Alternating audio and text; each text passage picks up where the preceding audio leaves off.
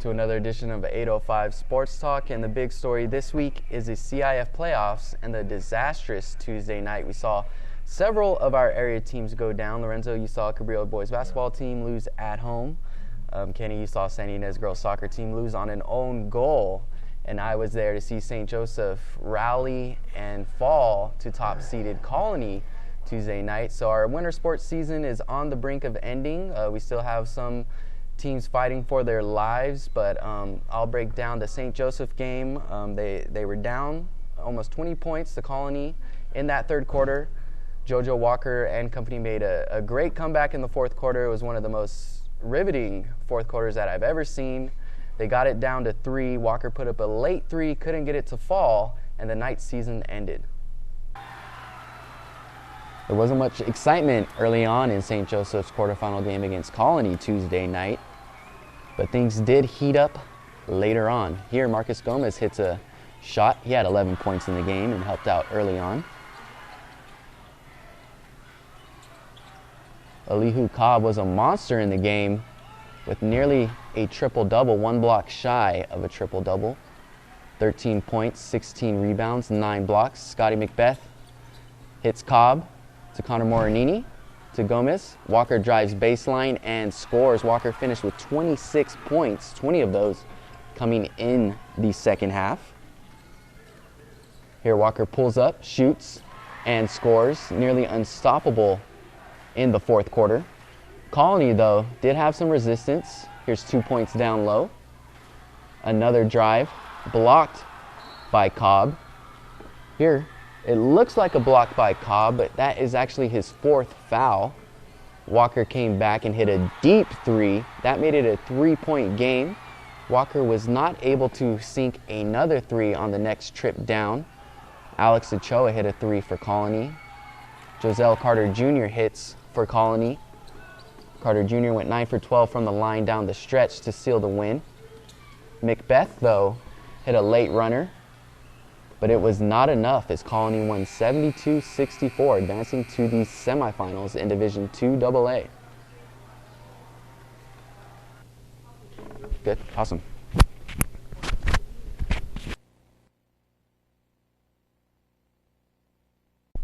So the night season came to an end at home. It was a great game, a pretty solid season for the Knights. I'm sure they would have wished for a league championship and maybe a deeper run into the postseason, but they did make the quarterfinals and were on the brink of a semifinal appearance in Division II AA. Walker's game was just incredible, almost willed his team back to a victory. Elihu Cobb was just incredible, almost a triple-double with blocks. And to be honest with you, I think the refereeing, the officials were a bit off in that game. Cobb got called for his 4th foul on what looked like one of his best blocks of the night. That would have given him 10 blocks, but instead it was a 4th foul that really turned things. There was an offensive foul against JoJo Walker late. After he came up with the steal, he got called for a charge where the defender was right underneath the hoop. I don't think that the defender was really set. Tom Mott was pretty livid. He didn't really have any choice words to say afterwards, but that's just the way it goes. Colony was a good team. They deserved that win, but St. Joseph was right there. Almost was able to come over the hump and pull off a great comeback win. Lorenzo, you saw Cabrillo fall by 1 point at home to St. Paul, also in the quarterfinals. What happened to the Conks Tuesday night? I mean, it was credit to C.J. Simmons and the job he did in just his first season, but I mean, that was a very, very huge mountain to scale, particularly their 6'10" guy, Louis Bengai, who's committed to UNLV. And I could tell that Cabrillo did everything in his power to try to slow down that big man. But unfortunately, scored 32 points, was shaky at the free throw line. And one of the things that Simmons cited with me after the game, it came down to rebounds, it came down to turnovers. And unfortunately, St. Paul had that edge in both area aspects. Now, one player I want to pinpoint who had a really tremendous night and certainly one of the breakout nights that I haven't seen in a while from him, Trayvon Ross. Normally, whenever I cover Cabrillo and whenever we read a Cabrillo story, we always see Leandrew Knight as the top scorer. Ross, in what perhaps could be his final game in a Cabrillo uniform, scored 28 points. He took the scoring spotlight away from Knight, and Knight was terrific, especially from three-point range. But, tremendous night for Ross, especially considering that this quite possibly might be his last game in the Cabrillo uniform. But, you had a very intense game on the St. Joseph. My game was equally as intense. Yeah, talk about that a little bit. Being at St. Joe, they were with them being down, for pretty much the first half, and then falling way behind early in the third quarter. When they started mounting a comeback, that atmosphere was insane. The whole place was going crazy.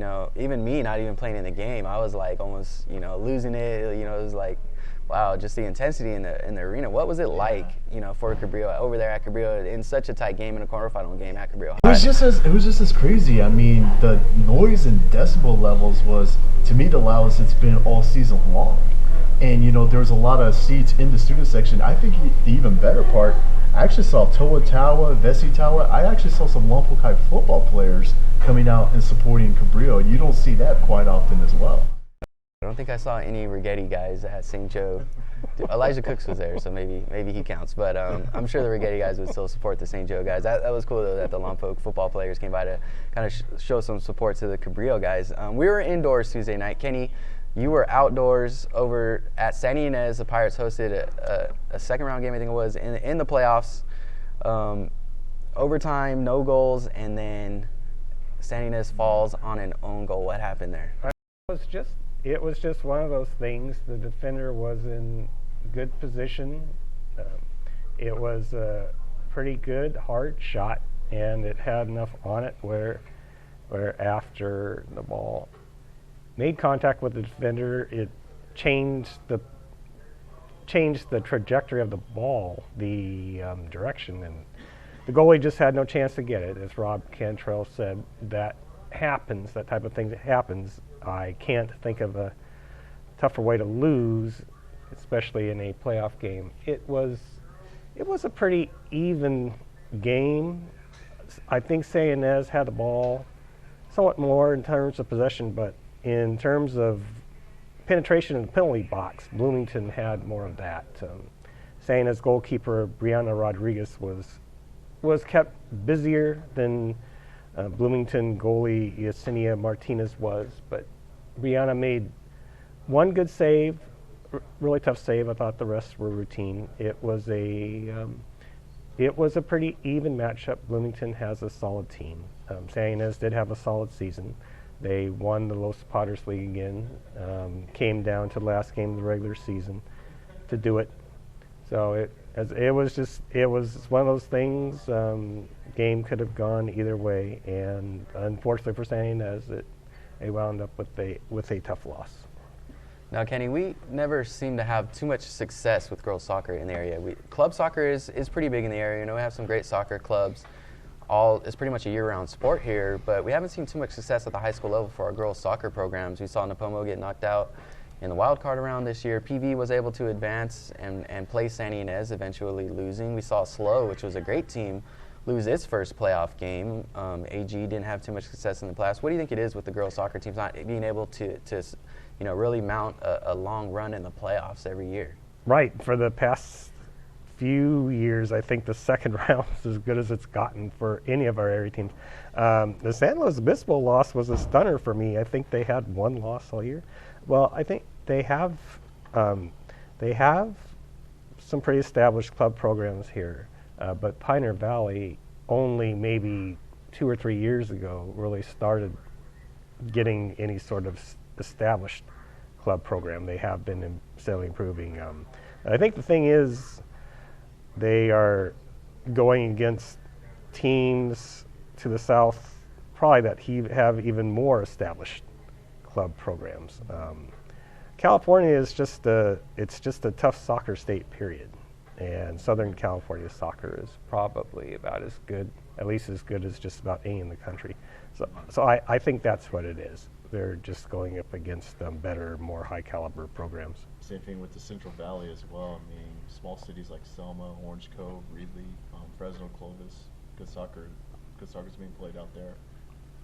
Yeah, it'll be interesting to see if it changes up once so many of the area schools do move to the central section. I would assume that the level of competition will be a little bit lower just based on the number of schools that are over there in the central section compared to the southern section. So that's another interesting sport to keep an eye on. I'm not sure if they have a different season for girls soccer. I know some of the seasons are going to be different. I think water polo is one of those. So it'll be interesting to see just the impact that moving to the sections has on a sport like girls soccer, not a sport that you think about right away. Like football, you would expect to have a big impact. So we'll definitely want to be interested to see how that plays out, if it does have an impact on soccer. And that part of our girls, or our winter sports season, is over. We're pretty much just done with soccer for this year.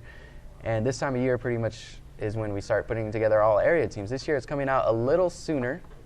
We will have our all area special section released on Sunday, and it's a little different. We usually just put it in Sunday's paper, a nice spread. This year we have a 20-page, 24-page special section.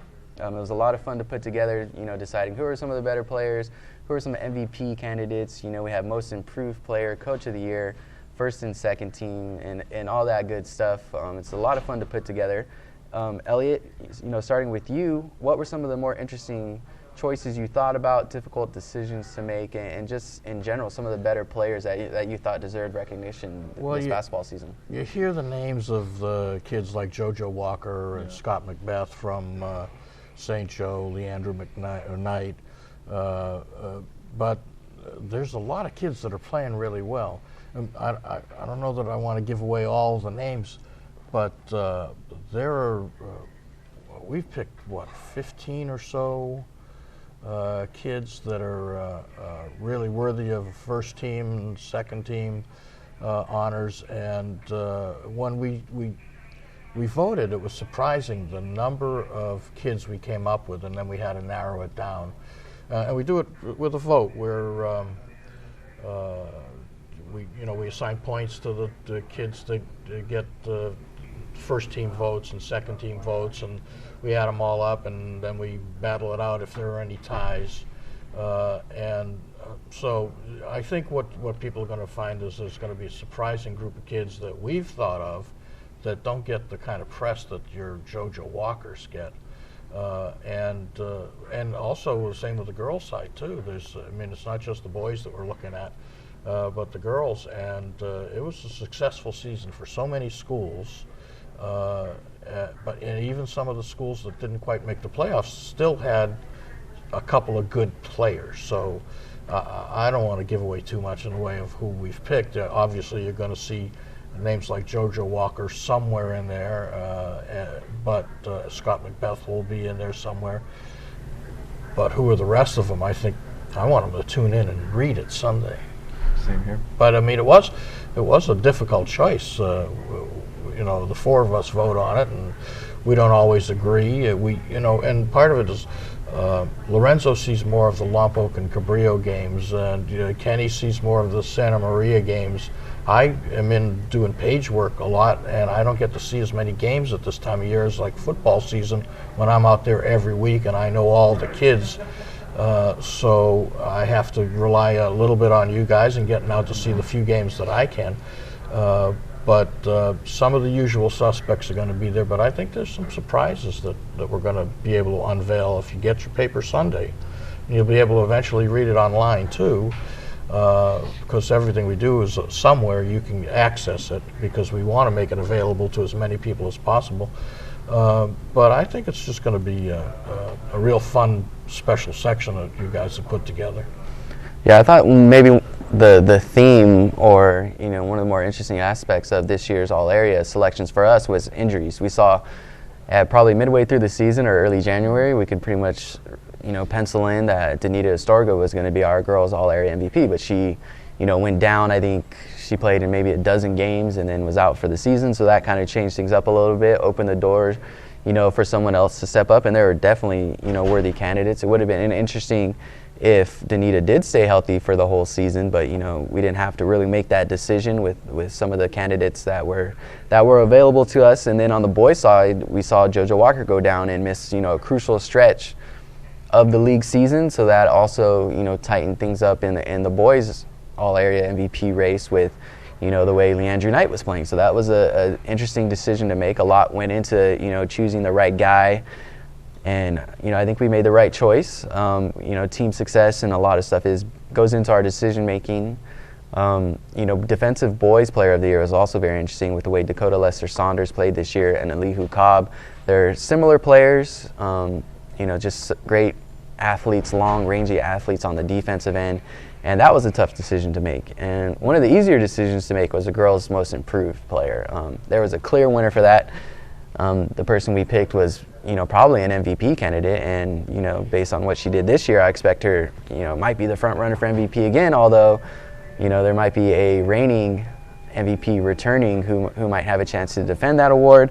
You'll just have to check out Sunday's edition of the Santa Maria Times and Lompoc Record. We'll have a special section in there. With that, Lorenzo, you worked really hard on this all-area special section, talked to a lot of different coaches and players. What was it like putting it together and, just voting and kind of your decision-making process? It was a lot of fun, but, it was there was definitely a lot of thought that was put into it, especially not only the list of players who really stood out, but also some of the coaches as well. I mean, guys like on the boys' side, C.J. Simmons, Tom Mott once again, and I think a dark horse, Jeremiah Rivas, and the job that even though it may not show in the win-loss category, Rivas still put together Rigetti teams that beat Mission Prep and also beat St. Joseph's. So I'm sure you'll probably see Rivas' name somewhere along those lines as well. And on the girls' side, the job Jared McCune did, but also the job Claudia Taronas once again did.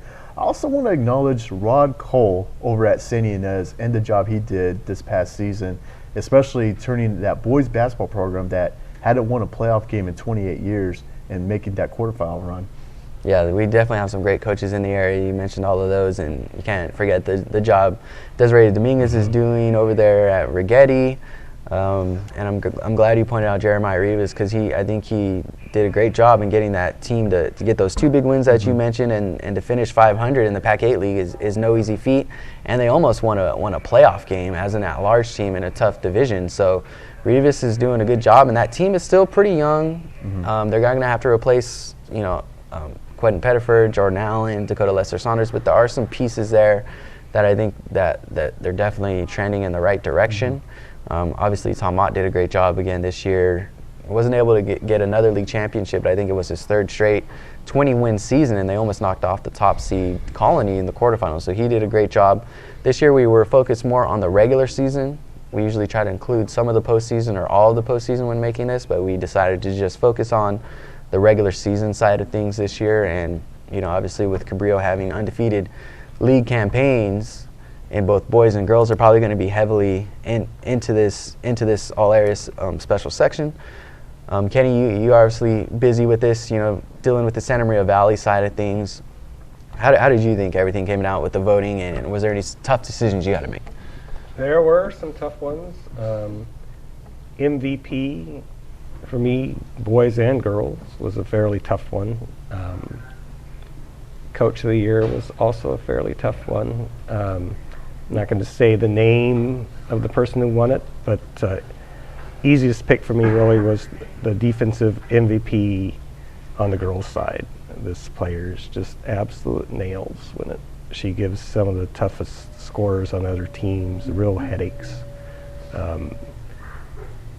Most improved player, I was with you, could have possibly been a front runner for the MVP award, which we chose on the girls' side. There were some tough picks. As I recall, at least half of our picks were not unanimous picks when it came to the top awards. Well, you look at just the girls' basketball. Rigetti, Lompoc, and Cabrillo are all in the Division 2A, same division, quarterfinals. That's the top 8 teams, and 3 of them are from right here. So you got to figure those coaches are all in the mix, and they've all done a great job. I've been partial to Desiree Dominguez since the minute she stepped back on the Rigetti High School court, but you can't count out the others. They've done great jobs with the girls' teams in Lompoc and Cabrillo. So that was not anywhere near unanimous. That was a heated debate among the group of us. They all did a great job. You can't give. Well, I guess we could. It's our vote, but you can't give a try coach of the year. And then some of them, it's not just the player of the year, but just who made the team in general. We had differences on first team and second team players, so it's interesting to see how the vote turned out and how it's all going to unveil itself Sunday. And remember, there are still, as we do this show, boys soccer, girls water polo, and girls basketball teams that are still alive. So the winter season isn't quite over yet, although the spring season is staring us right in the face this weekend. Mm-hmm. And I think, you mentioned Desiree Dominguez and how tough it was to pick, girls basketball coach of the year, but I think we forget where that Righetti program was before she got there. It was pretty much in disarray with, trying to just find a permanent coach for a while, and it's a total turnaround in, not even 2 years, where it feels like this is going to be sustained and she could be there as long as she wants. I don't see how, things can go downhill for her if she starts building in young talent from, 6th grade and up, and get those girls into a system, into a program, and they learn things from an early age, and this could really turn into a perennial powerhouse. That's just how it feels like right now with some of the older players she has and some of the younger ones you see come up, like Elijah Paquette kind of just came out of nowhere this year. She's just a sophomore, had a great season, and then Zane Sheckard is just a junior.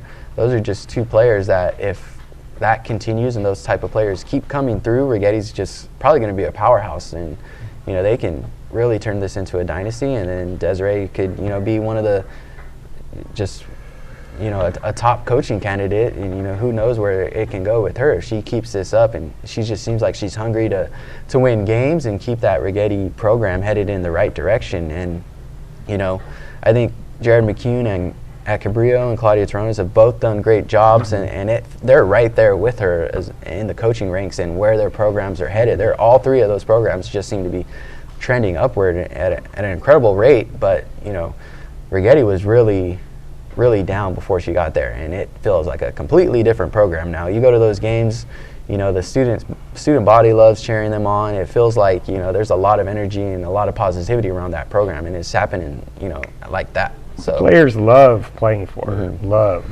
She was a star point guard for that team, and she ran the show while she was out on the court, and you could say that she was like a coach on the floor, and she's still doing that. I could see easily that she does this for a few years, and then the problem is, how do you keep her? Because Hancock College women had their best year in a long time, and they made the playoffs for the first time since 1995. Right. And Carrie Norelli and Larry Carney over there are really great coaches. They were great high school girls coaches, and now they're together at Hancock, but they're not getting any younger. And she could be a natural fit to just stay home and just move over there and build that program to take that to the next level. So I think one of the problems Righetti might have, not in the immediate future, but 4 or 5 years down the road, could be keeping her on campus. She could be a lifer. We've seen coaches that Larry Popkin, 100 years coaching at San Ynez. He was a lifer, and in his mid-80s, he finally stepped back.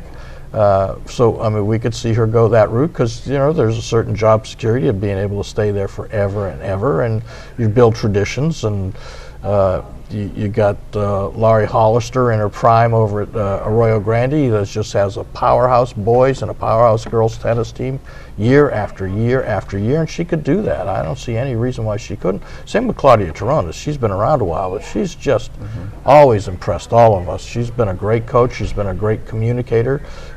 We all get along with her very well, and she makes sure that even if we can't get to the games, we know exactly what's going on with her kids. So there's a bunch of good coaches that it's just that was one of the toughest decisions that we all had, was who was the girls coach of the year, because there are so many good ones right now, and that's to the benefit of the young girls that are playing for them too, because they learn not only how to play a good game, but to develop positive character traits and teamwork and a lot of life skills that will carry them forward, because they're not all going to get D1 scholarships. They're not all going to be able to play small college basketball. Some of them, this is going to be it for them, but it will benefit them when they go on from there. Claudia, Desiree, and Jared all seem to have such roots where they're at. I don't see, and they're so successful, I don't see any of them going anywhere anytime soon, really. Yeah, there's some excitement around those girls basketball programs, but there was some excitement around a boys basketball program in the playoffs with Sandy Ynez advancing to the quarterfinals. I know, Lorenzo, you talked to Coach Rod Coyle before their quarterfinal game, and you came up with some interesting tidbits that they hadn't won a playoff game in almost like 30 years. How excited were they to not make the quarterfinals, just make the playoffs and win a game? What was their vibe? There was a big buzz in Sandy Ynez for boys basketball, and in my story I mentioned it hasn't happened since George H.W. Bush was being sworn into office, and it also occurred when Joe Montana was with the 49ers, so that's how long it's been. But one of the things that Rod had told me is that Sandy Ynez actually does take on the persona of not only its football program, but just the town in general. I mean, it's not really glitz and glamour with the exception of the two-match casino, but it's a blue-collar atmosphere, and he described his basketball team as lunch pail kind of guys. I mean,